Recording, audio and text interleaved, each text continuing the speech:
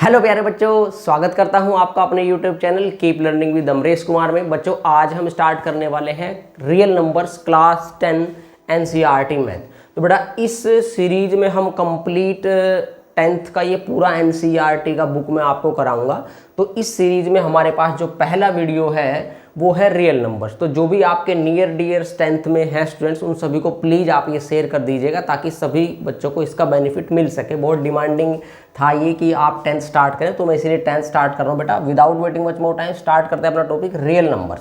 तो बेटा, आप लोग लोअर क्लास में सब पढ़ के आए होंगे कि रियल नंबर क्या होता है। तो मेन आज हम इसमें डिस्कस करेंगे रियल नंबर के अंडर कि यूक्लिड्स डिवीजन लेमा क्या होता है।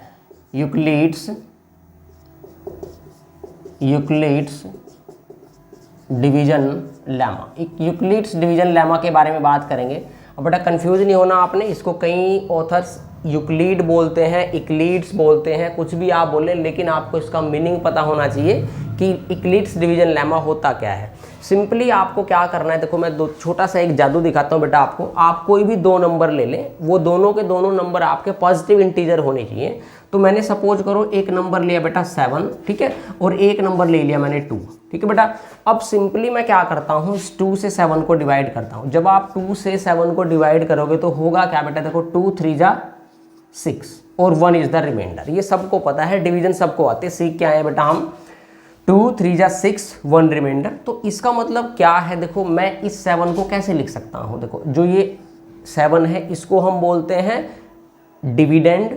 2 हमारा क्या होता है बेटा यहाँ पे डिवाइजर या डिवीजर, जो भी आप बोलना चाहते हैं। 3 क्या होता है बेटा क्वोशंट, और 1 क्या है हमारा रिमाइंडर। तो यहाँ पे जो मेरी बताने वाली बात है कि बेटा जो डिविडेंड है 7 को मैं कैसे लिख सकता हूँ। देखो, जो हमारा डिवाइजर है या डिवीजर है 2, और इनटू जो भी आपका डिविडेंड है 3, और प्लस जो भी आपका रिमाइंडर है वो हमेशा इस फॉर्म में लिखा जा सकता है। मीन्स दो नंबर्स के केस में जिन दो नंबर्स को हम एक दूसरे से डिवाइड कर रहे हैं, वहाँ पे आपको एक क्वोशंट मिलता है हमेशा। डिवीजन के केस में एक रिमाइंडर मिलता है, ये हमें पता है।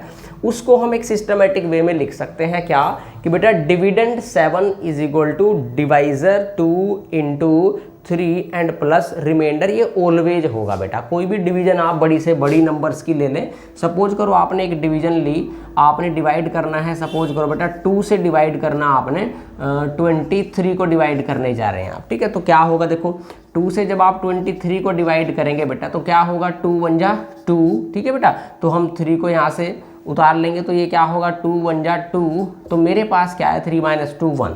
तो हम रिमाइंडर कब छोड़ते हैं, जब वो डिवाइजर से क्या हो, छोटा हो। तो यहाँ पे भी देख सकते हैं आप, मैं इस डिविडेंड 23 को क्या लिख सकता हूँ बेटा, डिवाइजर 2 इंटू क्वोशंट, क्वोशंट क्या है बेटा 11 and plus 1 is the remainder. इसका मतलब ये हुआ कि जब भी आप डिवीजन का पैटर्न देखते हैं, वहाँ क्या होगा, हमेशा आपको डिविडेंड जो होगा, डिविडेंड किसके इक्वल होगा, divisor into quotient plus remainder. मैं आपको यूक्लिड्स डिवीजन लेमा ऐसे चुटकियों में बता दूंगा, क्रैम करने की कभी आपको कोई नीड नहीं पड़ेगी बेटा। अगर मेरी क्लास आप देख रहे हैं तो यहाँ पे यूक्लिड्स डिवीजन लेमा कुछ नहीं कहता आपको, सिंपली इसी बात को बताता है कि अगर आपके पास कोई भी दो पॉजिटिव इंटीजर हैं, क्या कहता है, simply for any 2 positive integers, for any 2 positive integers. मैंने सपोज कि 2 पॉजिटिव इंटीजर्स ले ले बेटा ए एंड बी, ठीक है। दोनों पॉजिटिव इंटीजर होने चाहिए। आप इनमें से किसी एक नंबर से दूसरे नंबर को डिवाइड किए। मैंने थोड़ी देर के लिए ऐसे कहा आपको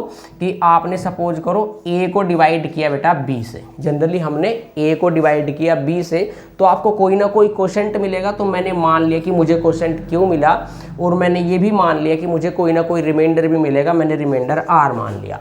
फिर अभी अभी आपने देखा था इस पैटर्न से, मैं इस ए को, डिविडेंड को कैसे लिख सकता हूँ बेटा, कि A is equal to divisor B into quotient and plus remainder, ऐसे लिख सकते हैं हम। तो यहाँ पे जो रिमाइंडर होगा, रिमाइंडर के पास क्या प्रॉपर्टी होती है बेटा, रिमाइंडर 0 भी आ सकता है, ठीक है। जैसे आप सपोज करो 2 से 24 को डिवाइड करें तो 2 1 जा 2 और 4 2 2 जा 4, तो 0 इज द रिमाइंडर। तो रिमाइंडर आपका 0 भी आ सकता है। तो रिमाइंडर आपका देखो क्या हो सकता है, या तो वो 0 होगा बेटा, ठीक है, 0 के इक्वल होगा या वो 0 से क्या होगा, बड़ा होगा। और दूसरा क्या केस है, आपको पता है जो रिमाइंडर है वो हमेशा जिससे भी आप डिवाइड कर रहे हैं उससे क्या होगा, हमेशा छोटा होगा। देखो यहाँ पे 2 अगर डिवाइजर है तो रिमाइंडर क्या आया है 1, तभी हम उसको रिमाइंडर कहेंगे। तो मुझे ये प्रॉपर्टी पता लगी। अपने केस में डिवाइजर कौन है, b से हमने डिवाइड किया, तो रिमाइंडर जो r है वो मेरा b से क्या रहेगा, लेस रहेगा बेटा। तो यहाँ से क्या हुआ कि बेटा रिमाइंडर है या तो वो 0 होगा या वो 0 से बड़ा होगा या वो हमारा जो भी डिवाइजर है जिससे हम डिवाइड कर रहे हैं उससे हमेशा छोटा होगा। तो यही आपको यूक्लिड्स डिवीजन लेमा कहती है क्या, कि दो इंटीजर्स के लिए, पॉजिटिव इंटीजर्स के लिए आपको कोई ना कोई ऐसे कह सकते हैं, there exist integers q and r and such that. बस ये डिवीजन लेमा होता है आपके पास कि हम इस पैटर्न में उसको लिख सकते हैं। रिमाइंडर के पास ये प्रॉपर्टी होती है, या तो वो 0 होगा, 0 से बड़ा होगा, या वो b से क्या होगा, छोटा होगा। तो बेटा ये डिवीजन लेमा के अगर आपको कोई डाउट है तो आप बेझिझक आके कमेंट कर सकते हैं। मुझे व्हाट्सएप नंबर है मेरा ये वाला, इस पर आप मुझे व्हाट्सएप कर सकते हैं 9255550538। ठीक है बेटा, मैं आपको 24/7 अवेलेबल रहूँगा। जब भी मुझे टाइम मिलेगा मैं आपको एकदम से प्रॉब्लम का जो भी है सोल्यूशन मैं प्रोवाइड करा दूंगा। इसके बाद हम नेक्स्ट वीडियो में इसके कुछ एग्जांपल्स करेंगे कि यूक्लिड्स डिवीजन लेमा का यूज कहाँ पे होता है बेटा। ठीक है।